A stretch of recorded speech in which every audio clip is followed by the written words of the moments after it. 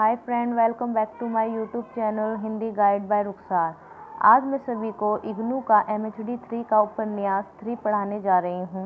इससे पहले मैं आपको 2 उपन्यास पढ़ा चुकी हूँ, जो कि गोदान, जो कि प्रेमचंद्र का उपन्यास था, और दूसरा हमने पढ़ा था उपन्यास धरती धन्ना अपना, जिनके लेखक थे जगदीश चंद्र।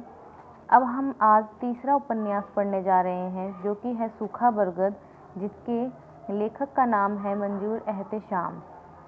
इसके हम मुख्य किरदारों के बारे में पढ़ेंगे। माता पिता भाई बहन का छोटा सा परिवार है।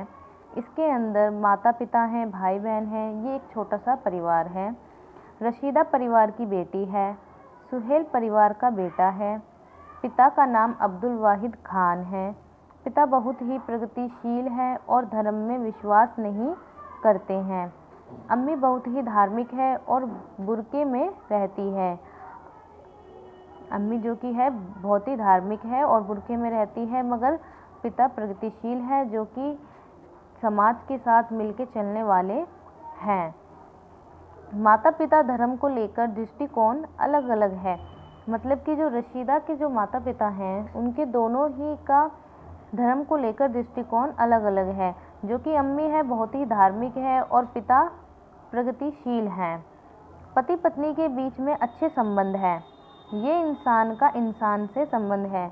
मतलब कि इन दोनों के बीच में ऐसा कुछ नहीं है कि माँ अपने धर्म को मानती है तो मतलब उन दोनों में ना बने, उन दोनों में काफ़ी बनती है। ये इंसान का इंसान से संबंध है, यानी कि दोनों एक दूसरे पर बहुत विश्वास करते हैं। माता पिता के माध्यम से हिंदुस्तान के चरित्र को बताती है। दोनों के बीच का विश्वास उनके रिश्ते की नींव है। मतलब कि जो रशीदा के अम्मी अब्बू हैं, उनके दोनों के बीच में काफ़ी घनिष्ठ संबंध है।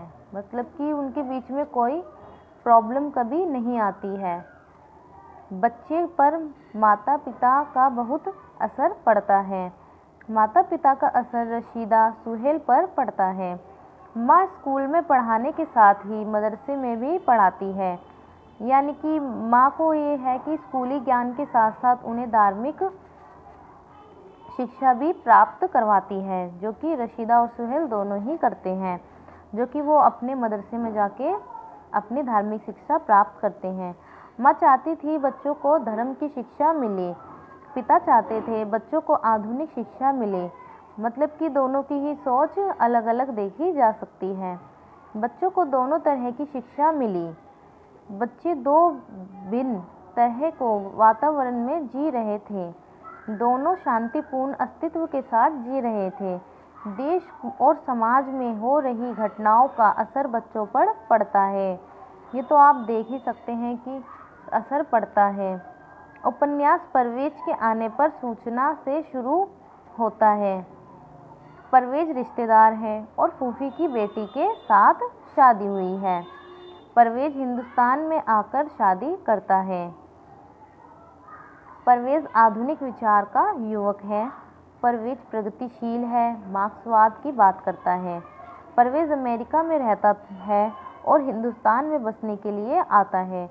यानी कि वो अमेरिका में रहता था, काम वगैरह करता था, सब पढ़ाई वढ़ाई की थी, मगर वो रिटर्न अपने हिंदुस्तान वापस आ जाता है और यहीं पे शादी करके बसना चाहता है।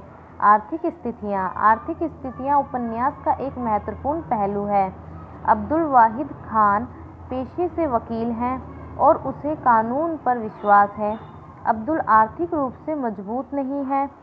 सुहेल इंजीनियर बनना चाहता है, रशीदा डॉक्टर बनना चाहती है।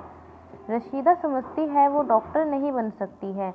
जब रशीदा अपनी आर्थिक स्थिति देखती है घर की, क्योंकि डॉक्टर बनने में अधिक पैसे लग जाते हैं, जिस वजह से रशीदा डॉक्टर बनना चाहती थी, मगर वो उसको छोड़ देती है। फिर रशीदा के डॉक्टर बनने से पिता पर आर्थिक दबाव पड़ेगा, रशीदा सोचती है। रशीदा साइंस छोड़कर आर्ट्स की पढ़ाई करती है। परिवार को सामने आर्थिक मजबूरियां हैं। पिता बच्चों को आगे बढ़ने की स्वतंत्रता देते हैं। माँ को लड़की की शादी की चिंता होती है। यानी कि आप ये तो हर ही धर्म में देख सकते हो, जब लड़की बड़ी हो जाती है तो माँ को और पिता को दोनों को ही शादी की चिंता होने लग जाती है।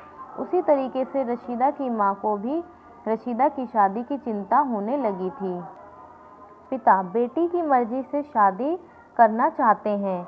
यहाँ भी माता पिता के दृष्टिकोण में फ़र्क है। रशीदा पढ़ना चाहती है, अपने पैरों पर खड़ा होना चाहती है। उपन्यास में रूढ़िवाद कमज़ोर हो रहा है तथा प्रगतिशील और आधुनिकता आ रही है। उपन्यास के अन्य किरदार असगर, रज़ा बली आदि अन्य किरदार हैं। रज़ा बली एक नेता है। असगर और रज़ा बली का सुहेल पर नकारात्मक असर पड़ता है। रज़ा बली मुसलमानों के साथ भेदभाव के नाम पर राजनीति करते हैं। सुहेल रज़ा बली के प्रभाव में आ जाता है। किरदार घटनाओं की व्याख्या अलग तरीके से करते हैं। वोट की राजनीति सांप्रदायिकता और जातिवाद फैलाती है। रज़ा बली मुसलमानों को एकजुट करने की बात करता है। रज़ा बली पार्टी बदल लेता है। ये देखकर सुहेल को धक्का लगता है। सांप्रदायिकता देश की प्रतिष्ठा को कमज़ोर करती है। परवेज़ के माध्यम से पता चलता है कि हिंदुस्तान बेहतर देश है। कहानी 80 के दशक में जमशेदपुर में दंगे हुए थे। उपन्यास में एक उर्दू लेखक की हत्या कर दी जाती है। इस लेखक की हत्या पर उपन्यास खत्म होता है। मूल प्रतिपाद हिंदू मुसलमान का साथ रहना जरूरी है। किसी भी देश में सांप्रदायिकता दंगे ना हो ये ज़रूरी है। धर्म के आधार पर लोगों का विभाजन ना हो। इस उपन्यास में आज़ादी के बाद के 3 दशक की कहानी है। लेखक का दृष्टिकोण धर्मनिरपेक्ष प्रगतिशील है। लेखक ने मुस्लिम समाज में सांप्रदायिक और धार्मिक निरपेक्ष प्रवृत्ति को दिखाया है। फ्रेंड्स, ये उपन्यास यहीं समाप्त होता है। हम दूसरे उपन्यास को लेकर आपके साथ मिलेंगे और आशा करती हूँ आपको मेरी वीडियो पसंद आई होगी। मेरी वीडियो को प्लीज़ लाइक करें एंड मेरे चैनल को सब्सक्राइब करें और मेरी ऐसी वीडियो आप तक पहुँचती रहेगी। धन्यवाद।